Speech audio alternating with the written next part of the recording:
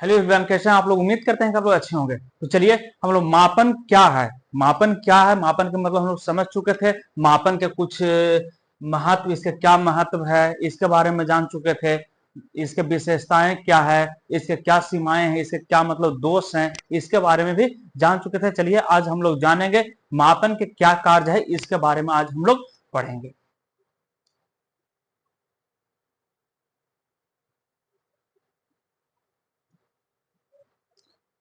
चलिए मापन के कार्य, यहां से क्वेश्चन इस तरह से पूछा जा सकता है कि मापन के कार्यों को संक्षेप में वर्णन कीजिए। मापन के कार्यों का संक्षेप में वर्णन कीजिए, इस तरह से क्वेश्चन पूछ सकता है यहाँ से। तो सबसे पहले मापन के कार्य, मापन के कार्य क्या है? Function of measurement. तो व्यक्तियों की परीक्षाओं में व्यक्तित्व विभिन्नताएं होती है। एक व्यक्ति किसी कार्य को अच्छी तरह से कर सकता है, किंतु जो दूसरा व्यक्ति है उसको उतने ही सुचारुता से संपादित नहीं कर पाता है, यानी अच्छी तरह से कहें तो नहीं कर सकता है जितनी सुचारुता से पहला व्यक्ति उस कार्य को संपादन करता है। इस प्रकार की व्यक्तित्व विभिन्नताओं का ज्ञान प्राप्त करने का एकमात्र साधन क्या है? तो परीक्षण है। जैसे आप लोग जब टीचर हैं तो एग्जाम जब लेते होंगे बच्चे को, तो देखते होंगे कि उसको परीक्षण लेते होंगे, तो किसी का ज्यादा अंक आता होगा, किसी का कम अंक आता होगा, किसी का लिखने का शैली अच्छा होगा, किसी का लिखने का शैली पहले की तुलना में कम होगा, यानी कम अच्छा होगा। तो मुख्य रूप से मापन के निम्न कार्य है। इसका सबसे पहला हो जाएगा वर्गीकरण, क्लासिफिकेशन। यानी विश्व में कोई भी दो व्यक्ति समान नहीं है। विश्व में कोई भी दो व्यक्ति समान नहीं है। अगर फेस एक हो सकता है, मिल सकता है, तो उसका गुण अलग अलग हो सकता है। उसका गुण जब मिल जाए तो फेस अलग होगा, उसका विचार अलग होगा, उसका दोष अलग होगा, उसमें क्या क्वालिटी है अलग अलग होंगे। यानी विश्व में कोई भी दो व्यक्ति है जो समान नहीं है या नहीं हो सकता है। वह न केवल शारीरिक दृष्टि से एक दूसरे से भिन्न है, बल्कि मानसिक एकताओं के आधार पर भी एक दूसरे से क्या है तो भिन्न होते हैं। यानी केवल है जो शारीरिक की जो संरचना है, जो फेस है और उसका बॉडी है, उससे ही नहीं बल्कि उसका क्या चीज तो मानसिक योग्यताओं से भी वह क्या चीज है तो भिन्न है। अनुसंधानों के आधार पर यह निष्कर्ष निकाला गया है कि प्रत्येक व्यक्ति आईक्यू क्षमता, रुचि, अभिरुचि व व्यक्तित्व के अन्य शील गुणों की दृष्टि से दूसरे से क्या होता है तो भिन्न होता है। यानी किसी का आईक्यू जो क्षमता है, रुचि है, उसकी क्या अभिरुचि है, उसके व्यक्तित्व, उसके गुण सब क्या है तो अलग अलग हो सकते हैं और होते हैं। गॉल्टन द्वारा दिए गए प्रयोग प्रमुख रूप से इस तथ्य के साक्षी हैं कि स्कूलों में विभिन्न पाठ्यक्रमों, व्यवसायों एवं कार्यों के लिए छात्रों का चयन उनकी उपलब्धि एवं योग्यता के आधार पर क्या किया जाता है तो किया जाता है। मापन परिणामों के आधार पर ही छात्रों का विभिन्न वर्गों में क्या किया जाता है तो वर्गीकरण किया जाता है। छात्रों की श्रेणी यानी डिवीजन प्रदान करना, कक्षा उन्नति प्रदान करना, जैसे एक कक्षा से दूसरी कक्षा में जाना, 5 से 6 में जाना, 6 से 7 में जाना। तो सेक्शन निर्धारित करना, section A, section B, section C, section D, इस तरह से सेक्शन निर्धारित करना, विज्ञान वर्ग प्रवेश हेतु परीक्षा लेना आदि आधार मापन परिणाम ही होता है। इतना ही नहीं, मापन शैक्षिक यानी एजुकेशनल, व्यवसायिक, औद्योगिक एवं व्यक्तिगत चयन में भी व्यापक रूप से क्या होता है तो प्रयोग होता है। फ्रेडरिक जी ब्राउन के अनुसार चयन उस परिस्थिति की ओर संकेत करता है जो चयन है, यानी चूजिंग है, जो उस परिस्थिति की ओर संकेत करता है जिसमें आवेदकों की संख्या पदों की तुलना में क्या होती है तो अधिक होती है, तथा हमारा उद्देश्य सर्वाधिक योग्य आवेदकों का क्या होता है तो चयन करना होता है। दूसरा है पूर्व कथन, प्रिडिक्शन। पूर्व कथन से हमारा तात्पर्य व्यक्ति की वर्तमान क्षमताओं एवं योग्यताओं के आधार पर भविष्य के बारे में घोषणा करना है। शिक्षा के क्षेत्र में पूर्व कथन का बहुत महत्व है। पूर्व कथन के द्वारा बालकों के भावी विकास का अनुमान लगाया जा सकता है। मापन के परिणामों के आधार पर ही कहा जा सकता है कि बालक किसी विषय विशेष अथवा व्यवसाय में आगे चलकर सफल होगा या फिर असफल होगा। तो मापन से ही ये किया जा सकता है। उदाहरणार्थ में हम यह जानना चाहें कि जो छात्र मानसिक परीक्षाओं में उत्तम कार्य कर रहा है, वार्षिक परीक्षाओं में भी करेगा अथवा नहीं। कोई अमुक व्यक्ति व्यवसाय में सफल हो सकता है अथवा नहीं हो सकता है। अभिषेक की रुचि गणित एवं कला में किसमें अधिक है? बुद्धि लब्धि आईक्यू के आधार पर छात्रों उसके अनुरूप संतोषजनक कार्य करेगा अथवा नहीं आदि। ऐसी बहुत सी समस्याएं में हमें पूर्व कथन की क्या होती है? तो आवश्यकता होती है।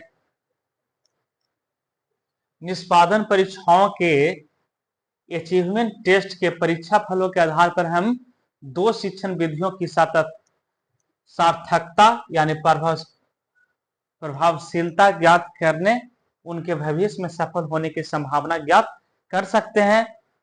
परीक्षा फलों का चयनित उपयोग करके हम यह भी बता सकते हैं कि अमुक व्यक्ति यानी कोई भी व्यक्ति जिसका अंक परमाप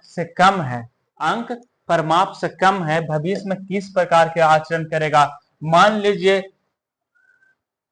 मोडस्ते की व्यक्तित्व परीक्षा में जो व्यक्तियों के भावनात्मक कुसमंजस एवं स्नायु रोग की जांच करती है के अनुसार जिस व्यक्ति का बुद्धि परीक्षा अंक 95 मात्र 35 अंक प्राप्त करता है, जबकि परमाप का मान कितना है? तो 28 है। तो हम ऐसे व्यक्ति के भावी व्यवहार के बारे में आसानी से क्या कर सकते हैं? तो अनुमान लगा सकते हैं।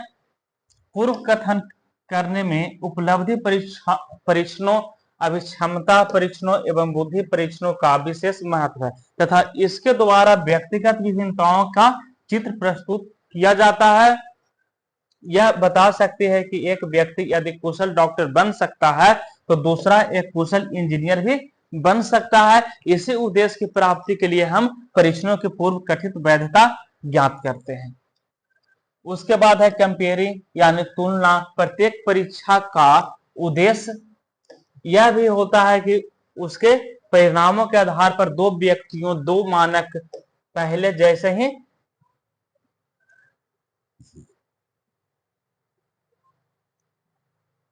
तैयार किए होते हैं। भिन्न भिन्न व्यक्तियों की आपस में तुलना आसानी से की जा सकती है। कोई भी जैसे दो व्यक्ति ले लीजिए, उसका तुलना आसानी से कर सकते हैं अलग अलग आधार पर, जैसे उसके पढ़ने के आधार पर भी कर सकते हैं, जैसे एग्जाम कंडक्ट करा करके या फिर टेस्ट पेपर लेकर के। उसके बाद उसके फेस के आधार पर, उसके बॉडी के आधार पर, उसके नेचर के आधार पर, उसके गुण के आधार पर, मतलब ऐसा बहुत सी व्यक्तित्व के आधार पर हो गया, ऐसा बहुत सी उसमें अलग विभिन्नता पाई जाए जिससे हम लोग अलग कर सकते हैं उसको, यानी मापन के द्वारा। जैसे यदि किसी बुद्धि परीक्षा का मान 100 है तो जिस व्यक्ति का अंक कितना आता है? तो 90 आता है, उसे हम समान से नीचे तथा जिसे अंक 110 आते हैं उसे समान से अच्छा कहेंगे। इस प्रकार भिन्न भिन्न व्यक्तियों के बीच अंतर अथवा समानता ज्ञात करके उनकी तुलना की जा सकती है। बुद्धि परीक्षाओं के समान हो विभिन्न विषय में निर्मित उपलब्धियों परीक्षणों अचीवमेंट टेस्ट के मानक तैयार किए जाते हैं, जिनके आधार पर भिन्न भिन्न छात्रों, स्कूलों, कक्षाओं एवं शिक्षण विधियों की तुलना हम क्या करते हैं? तो सफलता पूर्वक कर सकते हैं। प्रत्येक परीक्षक परीक्षा के माध्यम से यह जानना चाहता है कि एक छात्र दूसरे की तुलना में किस प्रकार प्रगति कर रहा है अथवा एक विद्यालय के किसी कक्षा विशेष के छात्रों की योग्यता का स्तर दूसरे विद्यालय के उसी कक्षा के विशेष की तुलना में कैसा है। कभी कभी इन परीक्षाओं के आधार पर अध्यापक वर्ष भर की अवधि में किसी भी समय छात्रों की कैसी प्रगति है उसकी तुलना कर सकते हैं। इस प्रकार अध्यापक को अपने कार्य में सफलता मिल सकती है तथा इस प्रकार तुलनात्मक अध्ययन शिक्षण को प्रभावशाली बनाने में योगदान दे सकते हैं। क्रॉनबैक ने कहा है, मनोवैज्ञानिक परीक्षण दो या अधिक व्यक्तियों के व्यवहार की तुलना करने की क्या है? तो व्यवस्थित विधि है। उसके बाद निर्देशन एवं परामर्श। शैक्षिक एवं व्यावसायिक क्षेत्रों में विद्यार्थी का मार्गदर्शन करना मापन का एक क्या होता है? तो मापन का एक प्रमुख उद्देश्य होता है। विद्यार्थी के विभिन्न आयामों का मापन करके तथा उसकी विभिन्न प्रकार की रुचियों, क्षमताओं एवं रुझानों का अध्ययन करके यह निश्चित किया जाता है कि उसे कौन कौन से विषय का अध्ययन कराया जाए तथा उसे किस पाठ्यक्रम तथा इंजीनियरिंग, मेडिकल, टीचिंग, व्यापार अथवा कानून को अपनाने को कहा जाए कि किस तरह के क्षेत्र में मतलब वह जाना चाहता है, जैसे इंजीनियरिंग हो गया, मेडिकल हो गया, टीचिंग हो गया, व्यापार हो गया, कानून हो गया, लॉ। उसके बाद मनोवैज्ञानिक परीक्षणों के आधार पर शिक्षक न केवल अपने विद्यार्थियों का ही मार्गदर्शन करता है, अपितु वह स्वयं भी अपनी शिक्षण प्रणाली को प्रभावी बनाने के लिए शिक्षण प्रणाली में आवश्यक परिवर्तन कर सुधार ला सकता है। फलतः व्यवसायिक एवं शैक्षिक निर्देशनों के मापन महत्वपूर्ण स्थान है। उसके बाद निदान हो गया। निदान का क्या अर्थ है? तो निदान का अर्थ है छात्रों के सीखने संबंधी कठिन स्थलों का पता लगाना। निदान का अर्थ क्या है? तो सीखने संबंधी कठिन स्थलों का पता लगाना। जिस प्रकार चिकित्सक के क्षेत्र में निदान एक महत्वपूर्ण क्रिया है, क्या है? तो एक महत्वपूर्ण क्रिया है, उसी प्रकार शिक्षा में भी निदान उपचारात्मक शिक्षण का क्या है? तो महत्वपूर्ण स्थान है। चिकित्सा में चिकित्सक निदान का कार्य अनेक प्रकार के उपकरणों से, जैसे हो गया थर्मामीटर हो गया, माइक्रोस्कोप हो गया, एक्सरे मशीन हो गया, आदि की सहायता से करता है। लेकिन शिक्षा के क्षेत्र में शिक्षक है जो क्या करता है? तो यह कार्य है जो उपलब्धि परीक्षाओं एवं बुद्धि परीक्षाओं के माध्यम से करता है। निदान हमें छात्रों की क्षमताओं एवं कमजोरियों को क्या करता है? तो बोध कराता है। कोई छात्र है जो कितना तेज है, कोई छात्र है जो कितना कमजोर है। निदान किसी प्रकार का क्यों न हो, विशिष्ट ही होता है।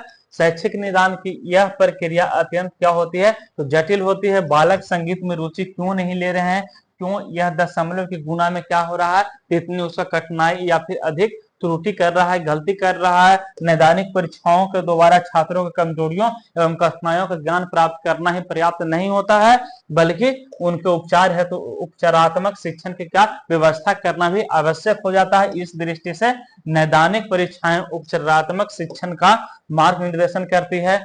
फ्रेडरिक जी ब्राउन के अनुसार, यानी उनके शब्दों में, परीक्षण प्राप्तांक का प्रयोग निदानात्मक उद्देश्य अर्थात रोगी को समस्या के स्वरूप, गंभीरता एवं कारण का पता लगाने में क्या किया जाता है? तो किया जाता है।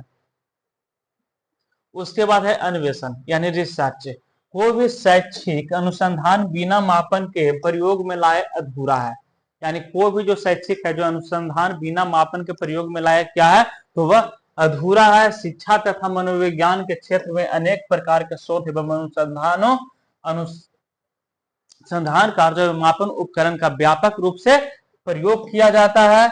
दूसरे शब्दों में हम यह कह सकते हैं कि जिस प्रकार भौतिक विज्ञान में अनुसंधान के लिए क्या चीज की आवश्यकता होती है? तो यंत्रों की आवश्यकता होती है। उसी प्रकार शैक्षिक तथा मनोवैज्ञानिक अनुसंधानों में क्या चीज का उपयोगिता होती है? तो टूल्स की आवश्यकता होती है, यानी परीक्षणों की आवश्यकता होती है। परीक्षण के द्वारा अध्ययन के लिए आंकड़े एकत्रित किए जाते हैं, जिनके आधार पर शोधकर्ता यानी सैंपल को दो भागों में विभक्त करता है, जिसे हम नियंत्रित समूह यानी कंट्रोल्ड ग्रुप तथा प्रयोग समूह यानी एक्सपेरिमेंटल ग्रुप कहते हैं, तथा प्राप्त आंकड़ों का विश्लेषण करके एवं उपयुक्त सांख्यिकी विधियों के प्रयोग अपने परीक्षण के निष्कर्षों को प्राप्त करने का क्या करते हैं?